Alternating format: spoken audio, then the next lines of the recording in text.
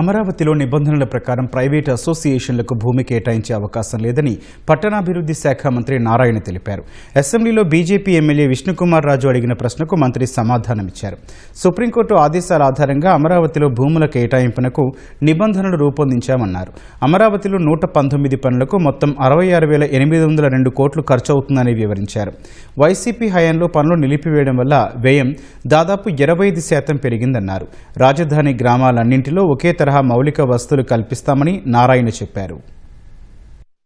Village లో per head 40 ఎల్పీడీ water ఇస్తున్నారు అధ్యక్ష. క్యాపిటల్ సిటీ మిగతా దాంట్లో ఏదైతే 135 లీటర్లు పర్ డే ఇస్తారో అదే విధంగా అక్కడ ఉన్న పైప్ లైన్స్ అన్ని కూడా తీసేసి వేరే పైప్ లైన్లు వేసేటట్టుగా 904 కోట్లతో ఎస్టిమేషన్ వేస్తారు అధ్యక్ష.